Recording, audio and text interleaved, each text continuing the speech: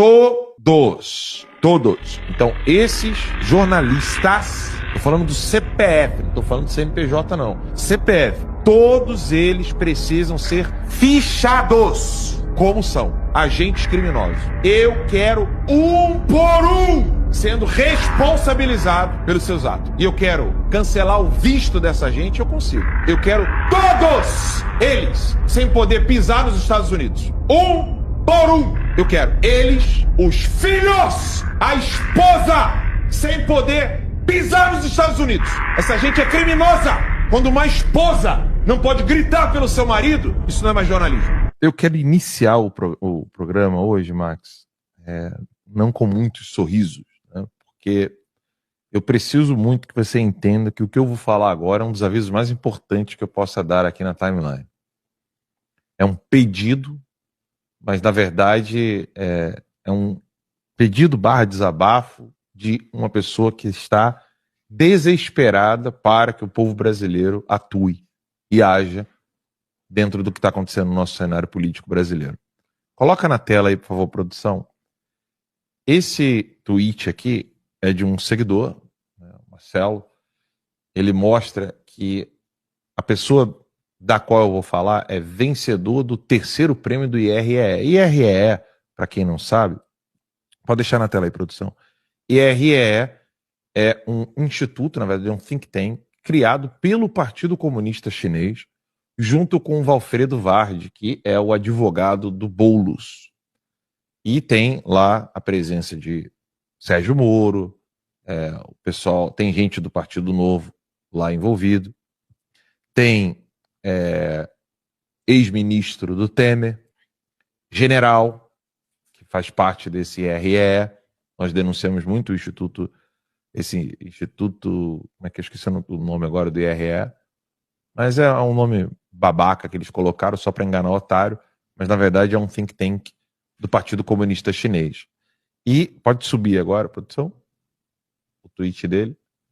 Bota na tela inteira, por favor. Esse Vinícius é um agente, ele não é jornalista. Ele recebeu o prêmio do IRE por causa dos seus serviços para o Partido Comunista Chinês. Quem é esse cara? Ele é quem está fazendo uma série de matérias denunciando pessoas para o STF. Clica no perfil do Vinícius, por favor, produção, para o pessoal poder entender.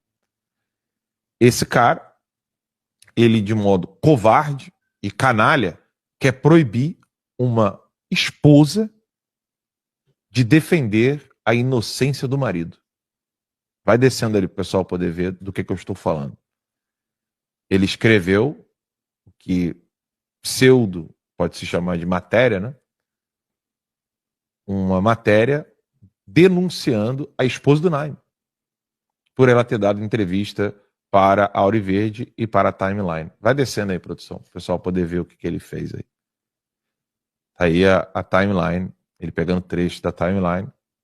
E é evidente, e aí pode voltar a câmera aqui, por favor, produção. É evidente que o Alexandre de Moraes se sente intocável, mas todos os seus tentáculos não só são tocáveis, como, por exemplo, depois da denúncia do Tagliaferro, muita gente abandonou o gabinete do Alexandre de Moraes. Então essas pessoas, elas precisam ser cobradas. Mas antes de serem cobradas, elas precisam ser conhecidas. É um pedido que eu faço a você. Eu sei que não é um pedido para toda a audiência. Mas se você deseja fazer algo contra esse regime, faça um dossiê de um por um desses jornalistas do regime, mostrando em qual matéria a pessoa disse o quê, que não tem nada a ver com jornalismo, que na verdade é um papel de X9, de caguetar os outros. Vocês precisam fazer esses dossiês e podem me entregar. Não precisa publicar colocando a vida de vocês em risco no Brasil, não. Façam esses dossiês e enviem para mim. Pode enviar para contato @, que é por e-mail, tá?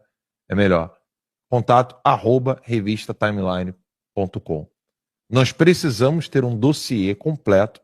Tem que ser um calhamaço de todos os jornalistas que estão agindo como agentes do Estado, que é agentes do regime ditatorial. Vinícius e sua trupe precisam ser responsabilizados. Após a construção de vários dossiês, o ideal seria, se nós tivéssemos deputados e não deputegues, seria que os próprios deputados, parlamentares e os partidos políticos, o Novo, o PL e outros, ingressassem com ações na primeira instância, mostrando o crime de cada um deles. Quando não houver tipificação criminal, é necessário que pelo menos essas pessoas sejam expostas, mostrando que tipo de prêmio ela recebeu, de onde é esse prêmio, por que o prêmio não condiz com a formação da pessoa, que na verdade é só um confete entre amigos do próprio partido, mostrar a incoerência desses troféus e prêmios, etc., porque eles ainda estão tranquilos. Todos eles. Então você pode ver, o Metrópolis está usando uma estratégia agora de falar de cachorrinho, doguinho. Eles botam matéria de doguinho e botar meninas novinhas, bonitinhas, como repórteres. É uma estratégia do Metrópolis para poder fingir que eles não são um jornal do regime. E todos os jornais estão começando a usar essas estratégias para falar com o público jovem, falando de game, tentando pegar o pessoal em alguma coisa com relação a cinema. Não caiam nessa e nós precisamos fazer um dossiê de cada um desses jornalistas, porque eles não são jornalistas. Como assim, Alan? Você não gosta quando o pessoal fala que você não é jornalista? Eles são agentes. Essas pessoas são agentes. Eles estão trabalhando para o regime. Recebem dinheiro do regime. Quando não, recebem dinheiro até internacional, como é o caso da Patrícia Campos Melo, uma das primeiras a fazer matérias na Folha de São Paulo sobre a BYD, a BYD. O pessoal no Brasil fala BYD ou BYD? BYD. BYD. Então, a BYD, que é aquela empresa chinesa que está operando no Brasil, empresa do Partido Comunista Chinês, de carros elétricos, ela foi a primeira a elogiar a China. E hoje, se você abre os jornais ou dá uma olhada no feed dos jornais, ali na timeline de todos os jornais do Brasil, todos eles, Estadão, G1, CNN, BBC Brasil, todos eles Metrópolis, estão elogiando o Partido Comunista Chinês em detrimento dos Estados Unidos da América e sua defesa pela liberdade. Todos. Então, esses jornalistas, estou falando do CPF, não estou falando do CNPJ, não. CPF, todos eles precisam ser fichados, como são agentes criminosos, para a gente publicar um dossiê completo, com o rosto, o nome completo de cada um deles, e o que eles estão falando de Débora dos Santos, do Clezão, do Alexandre de Moraes, das decisões do Alexandre de Moraes. Eu quero um por um sendo responsabilizado pelos seus atos. E eu quero cancelar o passaporte dessa gente, eu não posso. Cancelar o visto dessa gente, eu consigo. Eu quero todos eles sem poder pisar nos Estados Unidos. Um por um. Eu quero eles, os filhos, a esposa, sem poder pisar nos Estados Unidos. Essa gente é criminosa. Quando uma esposa não pode gritar pelo seu marido, isso não é mais jornalismo. Pode falar. Marina Naime está aqui com a gente. Opa! Pode. Olha lá. Bom dia. Boa tarde, Mariana. Tudo bom? Olá, boa tarde, Max. Tudo bem? Boa tarde, Lacombe. Lacombe, obrigado. É o Laudelino. Hoje o Lacombe não pôde estar aqui desculpa. com a gente. É o Laudelino que está aqui, não, mas você não sabia. Mariana, o Alan então veio já trazendo, né, Alan, essa informação para a gente. Se você puder contar, explicar para a gente o que aconteceu, né? O que aconteceu agora? Mais uma ação contra o Coronel Naime. O que aconteceu, Mariana? Max, mais uma tentativa de nos calar, né? Mais uma tentativa de que as pessoas não saibam a verdade. Eles usaram a entrevista que eu dei aqui para vocês e da Auriverde, fizeram um documento, uma federação de um ex-policial, né, que está ligado diretamente ao Ricardo Capelli, filiado no partido dele, foto junto dele, falando que vão trabalhar juntos, né, já pedindo até voto futuro. Então, eles fizeram esse documento, uma federação que não tem legitimidade, e aí o ministro já encaminhou o pedido de prisão do Naime para a PGR.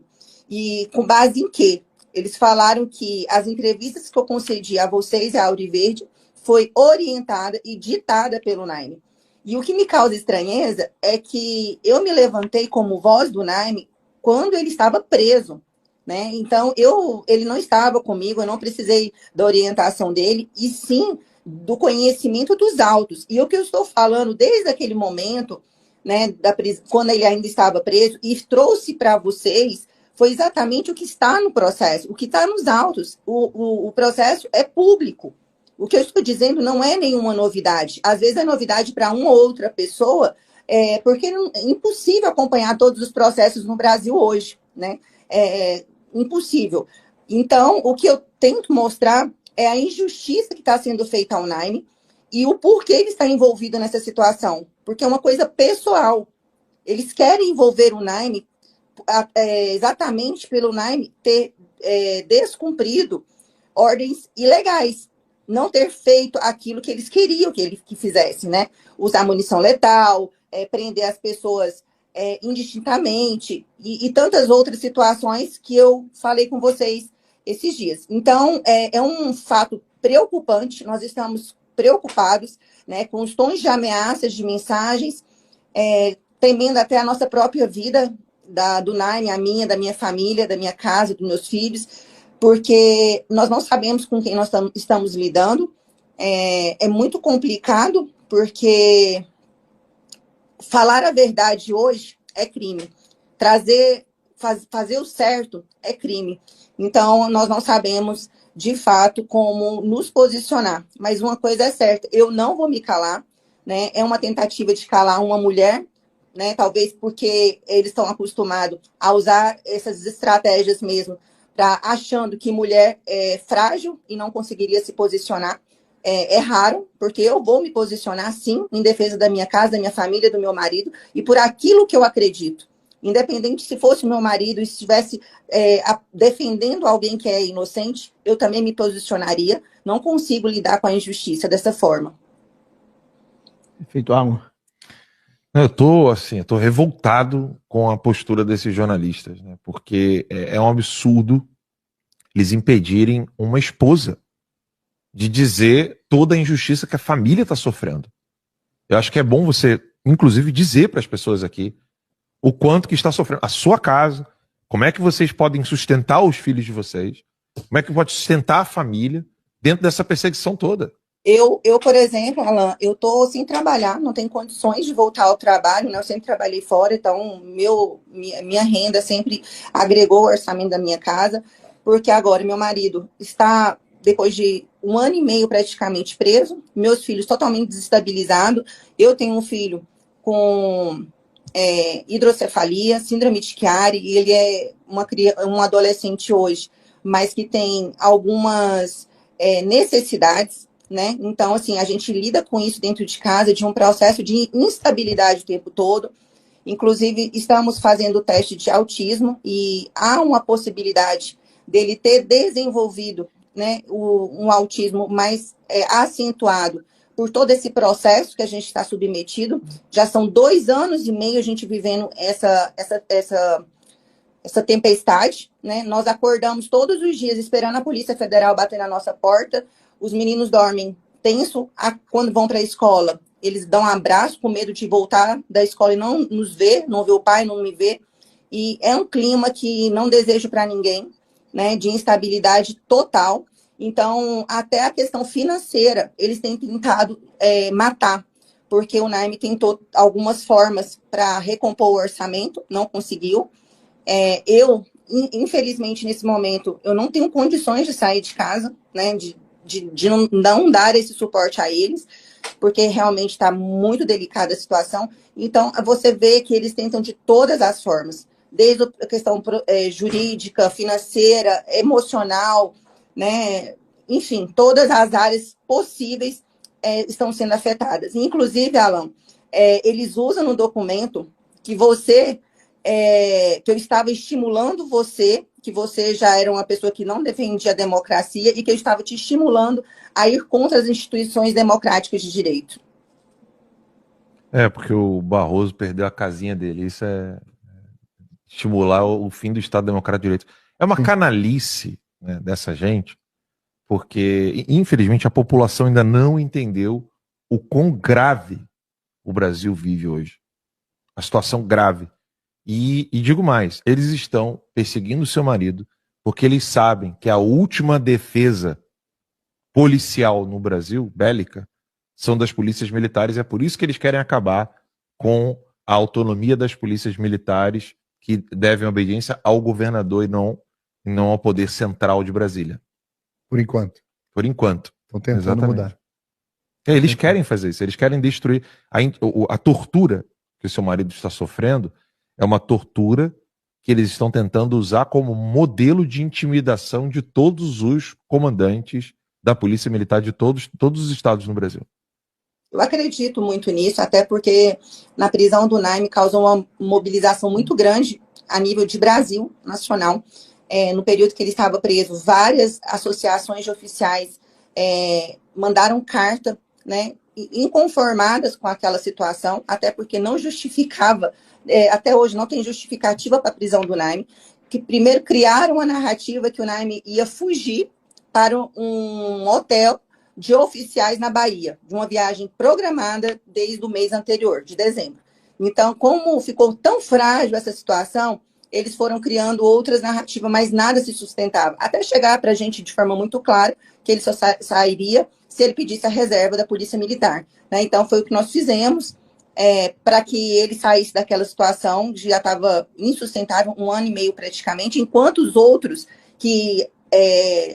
comandantes que estavam à frente da operação não estavam de férias, né? Tinham poder de decisão, tinham poder de planejamento, de organização no dia 8, não fizeram, ficaram meses presos, né? Então, se você vê uma incompatibilidade de tratamento gigante, em momento nenhum eu estou aqui ou estou em qualquer lugar para dar entrevista, para falar sobre instituições, para que as pessoas não respeitem, em momento nenhum. Eu estou falando aqui o que aconteceu, o que está nos autos. O processo, mais uma vez, repito, ele é público. As pessoas não querem ler, as pessoas querem criar narrativas. E para que as narrativas se sustentem, as pessoas não têm que saber, não podem saber a verdade. Então, quando você traz a verdade e confronta as narrativas, fica muito frágil. As pessoas começam a enxergar o que de fato aconteceu. E isso está causando desespero, né, em algumas pessoas, porque está derretendo as narrativas. Ô, Mariana, Laudelina aqui, tudo bem? Tudo bem. Tudo jóia? Eu queria que você contasse pra gente, não sei se todo mundo sabe sobre isso, o que o seu marido está passando com relação à OAB. Sim, como eu falei, né, Laudelina, mais uma vez ele tentou refazer o nosso orçamento, né, recomeçar, e ele prestou a prova da ordem, foi autorizado a fazer a prova, né, porque se ele não pudesse ter acesso à carteira, então que não autorizasse que ele fizesse a prova. Então ele foi autorizado a fazer a primeira fase, foi autorizado a fazer a segunda fase, e a OAB-DF não entregou a carteira para ele, mesmo ele tendo entregue toda a documentação exigida em edital. O Naime entregou, inclusive, mais documentos, porque durante o tempo do requerimento, que eles estão analisando a documentação, eles começaram a pedir documentos a mais, que não estavam no edital. Mas, mesmo assim, nós entregamos toda a documentação complementar que foi solicitada